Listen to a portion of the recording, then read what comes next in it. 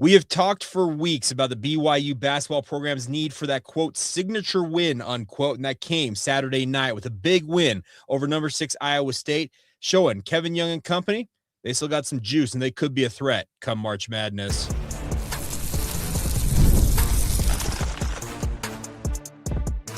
You are Locked On Cougars, your daily podcast on the BYU Cougars, part of the Locked On Podcast Network, your team every day.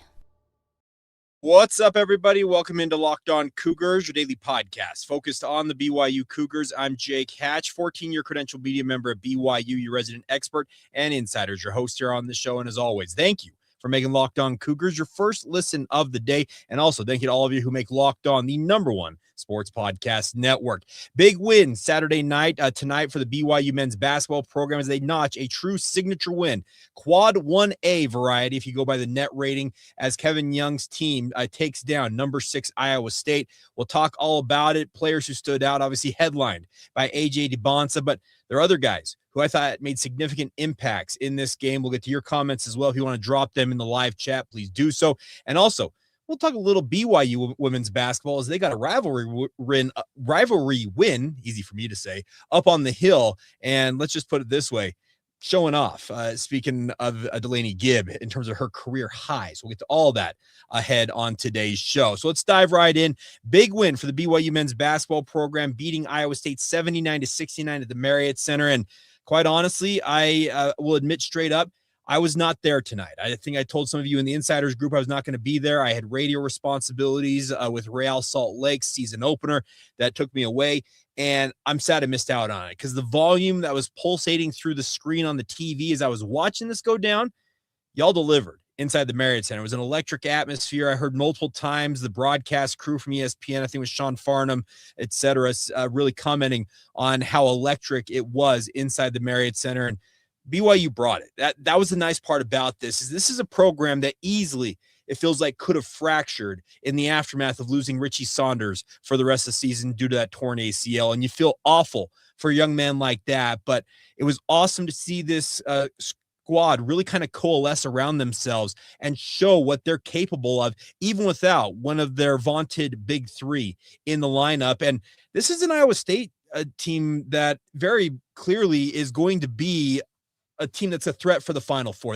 That's the caliber of opponent BYU just took down. And it shows what guys like Dybantsa have in terms of their ability to bring it. And that's a good sign for this BYU basketball squad as they gear up for March Madness. And I really do think this is the type of win. Not only is it that signature win, it's that win that essentially you go to Selection Sunday, the NCAA Selection Committee looks at your resume and says, all right, what are their big wins? And you look at, a win over number 6 Iowa State at the time. Yeah, this is the win that BYU has needed for quite some time.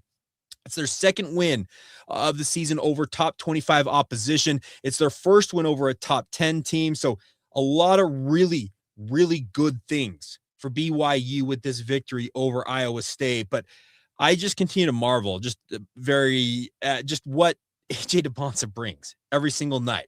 What he did tonight was play every minute of this game. Yeah, a full 40 minutes, scores 29 points, 10 rebounds, and comes up 1 assist short of a triple-double, just 2 turnovers, 1 steal, 1 block. Man, this kid, speaking of Dybantsa, and he's a kid. He's 18 years old. He is still just kind of like a neophyte in terms of his basketball career. But isn't he, in your opinion, at least in my opinion, I've said it multiple times if you're an everydayer on this podcast, I'd take him with the #1 overall selection in the NBA draft. It's nothing against other guys out there like Cam Boozer. It's nothing against who am I thinking of? Darren Peterson, DN Peterson, that did not play Peterson.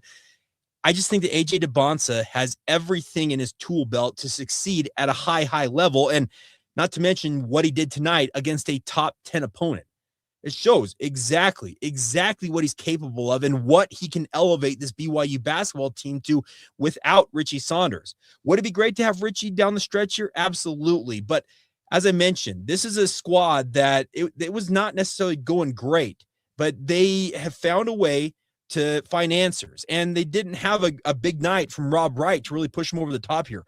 Rob ended up with just 6 points, 4 assists, and played 40 minutes in this game. But that was not his role tonight. it was AJ Dybantsa leading the way, and he also got career nights from Mboup Davis. He had 17 points for BYU, 4 rebounds. Boskovic has a career night of his own, 5 of 11 from the field, 13 points overall, 5 rebounds. Like, these are the type of performances I think all of us have been wanting to see from this BYU squad in terms of what you want to see as a team gears up for the end of the season. You want them to be peaking come March. And this is the type of win late in the season that really solidifies that this is the level that BYU can get to. And they did it, like I said, without the most improved Big 12 player a season ago, a first-team all-conference player in Richie Saunders. It was awesome to see that. Also got to give a shout-out to Mboup. 17 minutes, 5 points, 10 rebounds. And I think those 10 rebounds, 9 of them came in the first half. So you got contributions from across this roster that were not named Richie Saunders and Rob Wright III, and that's a good sign for this BYU basketball program. Keba Keita, 9.6 rebounds, 3 steals. Like, you just found guys that were able to elevate their play and lift BYU and get them over the top there. And that's the good part about this win, is it wasn't a two-man show of AJ Dybantsa and Rob Wright scoring 60 of BYU's near 80 points. Now, are they capable of doing that? Yes, we have seen that from those two. But this is the type of performance that should, in theory, I hope they can back it up Tuesday night when they take on UCF, that these other guys, Boskovic, Mboup Davis, Mboup, this should make them feel a lot better about their fit with this squad and should kind of give them some confidence saying, hey, I can contribute to winning basketball. That's the good news for BYU, is they continue to find ways to win basketball games. And there was some concern, I saw it on social media, that after BYU lost Richie Saunders, that, hey, could they lose out here? And I said after Wednesday night, if you're an everydayer, you heard me talk about the fact I was encouraged by the effort BYU put on the floor against the Arizona Wildcats, if you missed it, went to Houston today and upset the Houston Cougars 4-2. So Big 12 continues to absolutely just own the basketball world. They got big wins across the board, but it does not take anything away from this BYU basketball squad, because they very much showed that they are capable of elevating their play to play with the best of the best in the Big 12 conference. And really like to see that BYU is capable of getting to this level, because that was the kind of the big question mark in the aftermath of losing Richie. Would they be able to kind of elevate their play? I showed that. All right.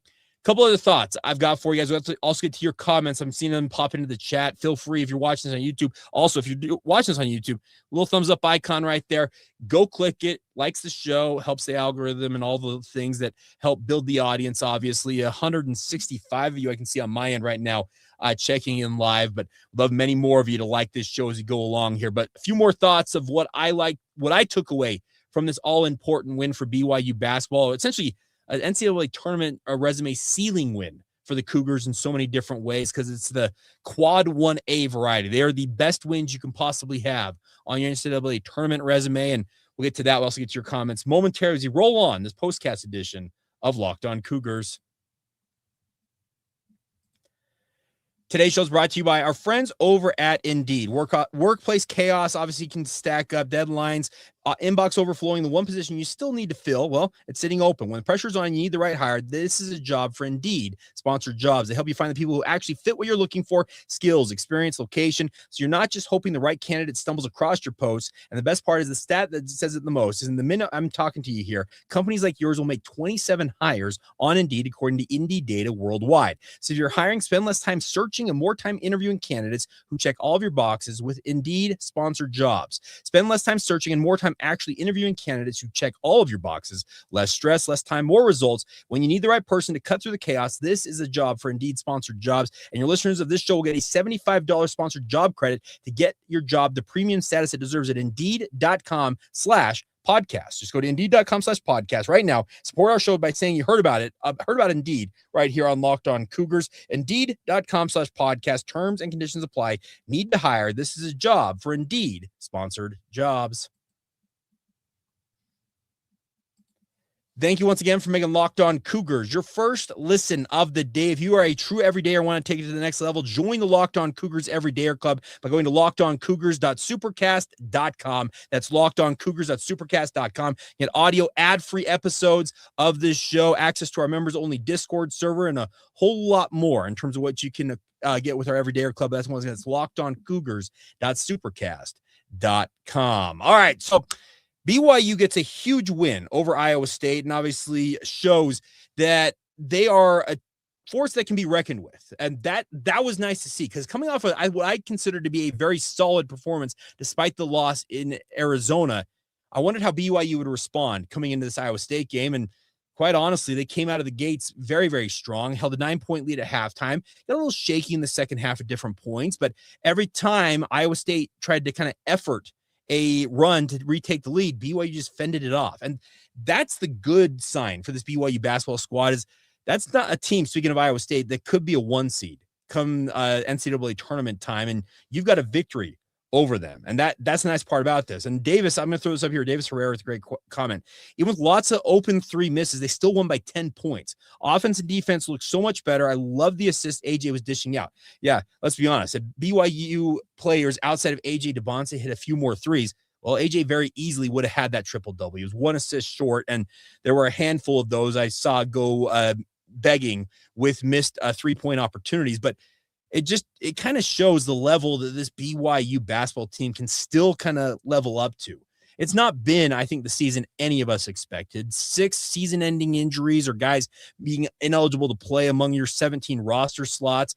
But it really shows that this BYU team, they can play well. And SWB 1989 says a good point. I think just not getting steamrolled in Arizona is big for their psyche. I do think that did help. The fact that they felt like they could go in against Arizona, who they looked a part of a number 1 seed, and hang with that team. Yeah, it was good for their psyche. It really did, I think, boost them and make them feel like, hey, we can do things here. Oliver with a good comment. Mboup was locking dudes down. I'm telling you, I saw somebody else earlier saying that Mboup deserves 25 minutes a game. I've thought for a long time that Mboup deserves more time on the court.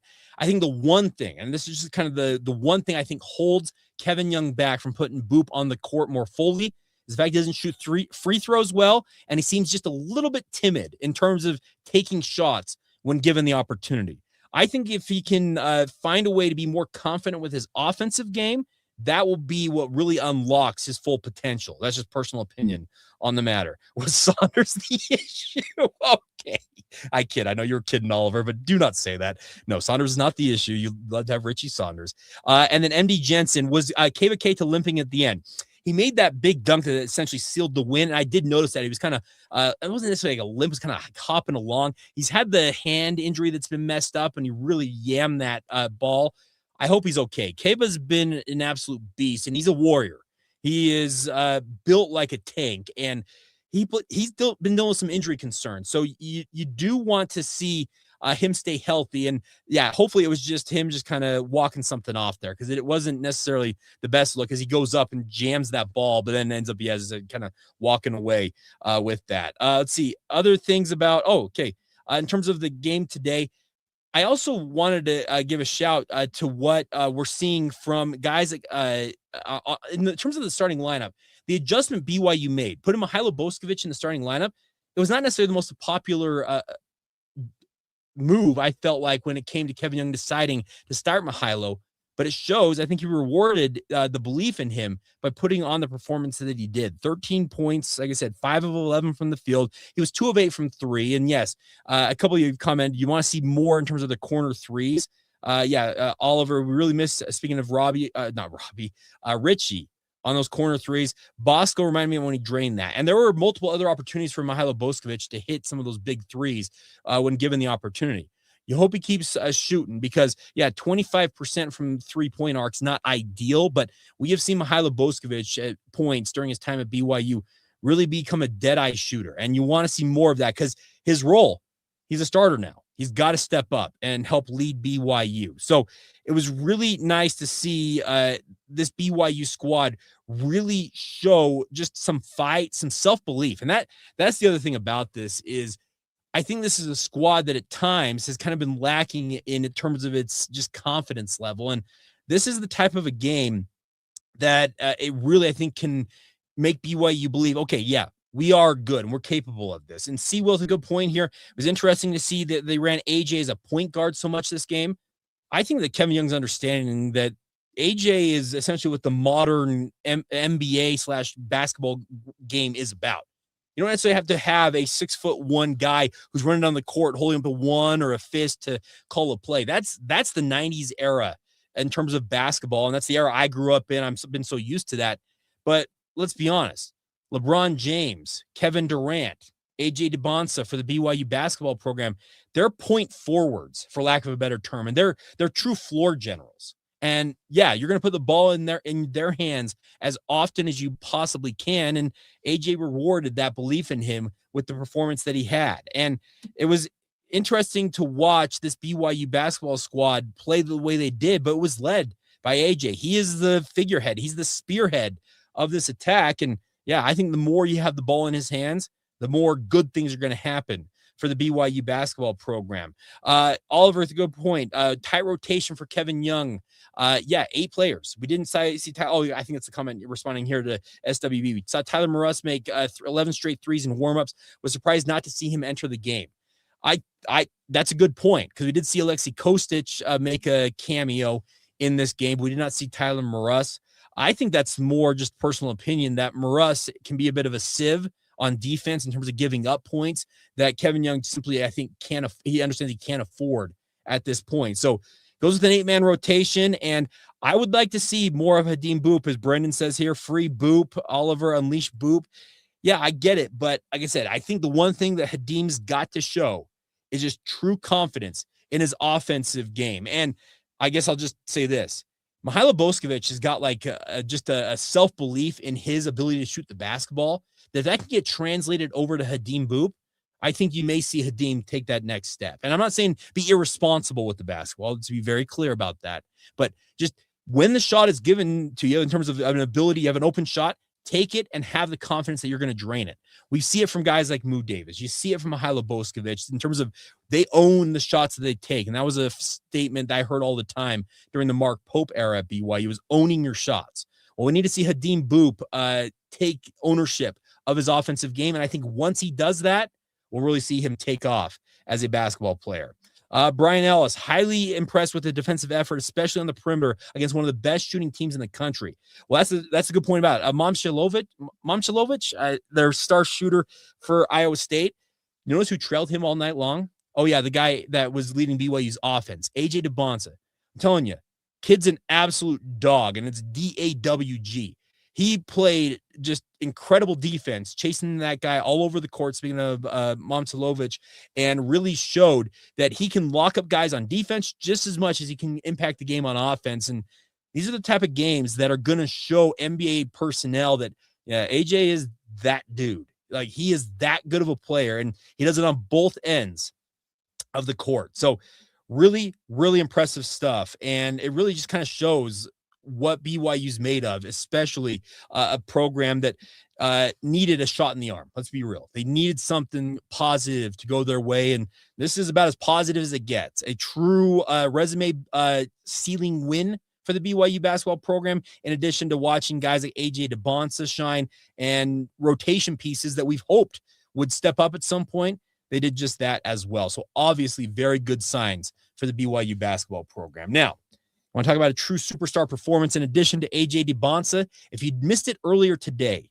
you missed out on a pretty seminal performance in her own right, and that's Delaney Gibb. We're going to talk a little bit as we wrap up this postcast edition about the BYU women's basketball program as they notched an all-important win as they go on the road and beat the University of Utah in a rivalry game, and we'll get to that next as this postcast edition of Locked On Cougars rolls on. Today's show is brought to you by our friends over at Mazda. Now, this is Mazda's moving the game forward. For those who show there's just more to the score than what's on the screen. And I want to highlight two different people tonight. It's AJ Dybantsa and Delaney Gibb. Their performances, a career high in points for Delaney Gibb and just a near triple-double against one of the best teams BYU's played all year for AJ Dybantsa. these performances remind us what it really takes to raise the bar. It's that extra work off the court, dialing in every detail, giving that extra fire, that grit, and the I never quit attitude. And that's what Mazda brings to the table. We put that same passion into every model. Highlights make the real. What it took to get there makes it count. There's more to a Mazda because, as always, there's more to you. Thank you for being here on Locked On Cougars and making it your first listen of the day. If you've not subscribed, rated, reviewed, shared this podcast with your family and friends, as I like to say, please do so. And if you're watching this live on YouTube, please like that right there. And if you're watching it after the fact, like it, subscribe, follow, do all the things that build this audience. Comment away. Always appreciate all of your guys' input with this podcast because, quite honestly, I'm just talking into a microphone and a camera. You all on the other side are the ones that really make this thing go. All right, so let's talk about BYU women's basketball here for just a minute. If you missed it earlier today, BYU went on the road to University of Utah and notched a big win as they beat the Utes 86-74. And I heard this, Jason Shepard, actually, halftime. I was driving home from my radio job. And Jason pointed out for the first time since 2011, it's been 15 years since BYU notched a season sweep of the Utes in women's basketball. Really impressive stuff from BYU women's basketball as they go on the road and beat the Utes. And if you missed Delaney Gibbs' performance, I got to give a shout out because not only did she set her career high in this one for BYU, scoring 37 points, 13 of 21 from the field, 5 of 8 from 3. She reset her career high that she set a season ago in Salt Lake City against Utah. Talk about somebody who enjoys playing at the Huntsman Center, just like guys like Jimmer Fredette did back in the day. And Delaney Gibb really owned this. And it's a good sign for what Lee Camard's squad has got going right now, because women's basketball at BYU has been kind of up and down all year. They're 18-10, they're 7-9 in the Big 12, and they've had some close calls in terms of opportunities to win big games against opposition in the Big 12 conference, and seemingly found ways to not win those games. They came into this one, it was back-to-back losses again at Colorado and to Cincinnati, and they actually lost 4 of their last 5, and if you want to extend out even further, 6 of their last 8. So this was an important win for Lee Camard's squad as they take care of business, and they will finish up the season coming up this coming week as they go to Arizona State and then home against Colorado for senior night. But it's good to see people like Delaney Gibb shining on a stage like that, because you like to see performances that, kind of go above and beyond. And that's what Delaney Gibb has had in her repertoire all year long. She has had moments where it felt like other players may have outshone her in games, but that was a really cool thing to watch in terms of her ability to take over a game, own the moment, reset her career high against BYU's arch rival, and lead her team to a very, very important win as they get ready for tournament time. And speaking of the Big 12 tournament, and maybe a chance if they can make a run to get in the NCAA tournament, they probably have to win the Big 12 championship to get in there. But I do think it's a solid win for the BYU women's basketball squad. And I did want to take a moment and give a shout to Delaney Gibb and the BYU women's basketball program, because Lee Camard and his program, they've had a pretty impressive debut year for him as a head coach, and it's obviously nice when you get a rivalry win over Utah. All right, a couple more questions before we go here from those of you out there in the chat. Where do you think BYU checks in if they're in terms of the ranking this coming week? And Oliver says he thinks 17. They're 23 right now. I think they probably move up to like 20. I think they'll kind of sit in that realm. But, hey, 17 would be awesome as well.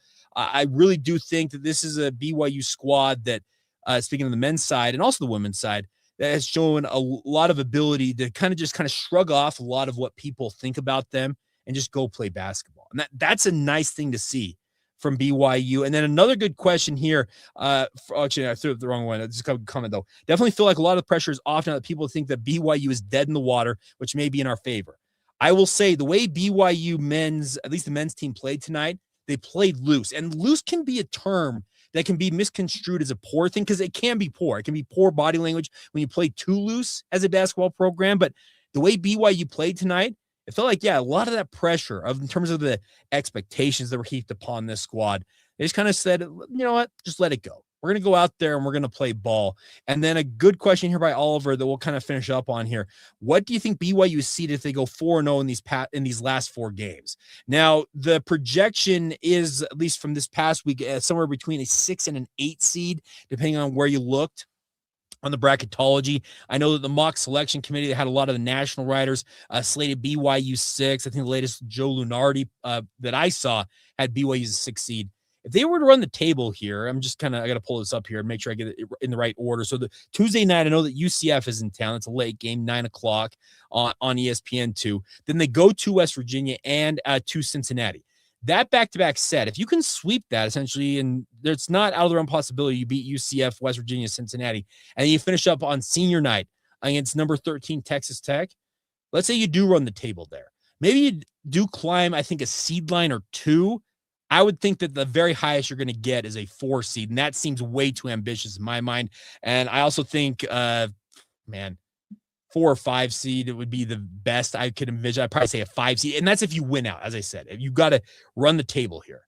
That's going to be easier said than done because back-to-back road games going to West Virginia, to Cincinnati, it's a lot of travel, and that'll be interesting to watch out. As Oliver points out, Tuesday night, BYU having a blackout game against UCF. That'll be awesome. Those black uniforms, it's a great look. It's one of my favorite looks the BYU basketball program has, and we'll see how that goes. And Oliver, you can't miss that one, Jake. Guys, I'll see what I can do. You guys know that. Most of you know I do morning radio. I have to be up at 4 a.m. 9 p.m. tip. Oof. May have to take a big, long nap on Tuesday afternoon to get ready for that one. But I will just say this. I will endeavor to be there on Tuesday night, but also understand that if I don't make it, I'm thinking the best interest of my self-preservation. So, that's going to do it. So, Kate, thank you for saying that. Everyone hit the like. Please do so. Always do appreciate your guys' support of this podcast. We're going to sign off.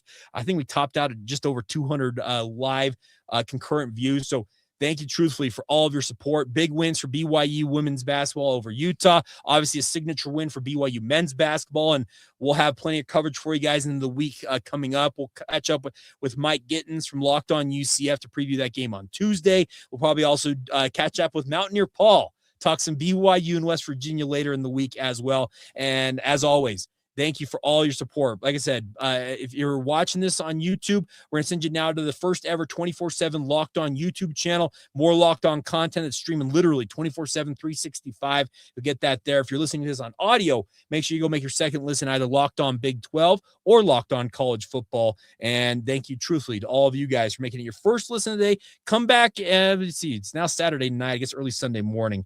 We'll catch you guys again on a Monday. Be an everyday right here on the Locked On Cougars podcast.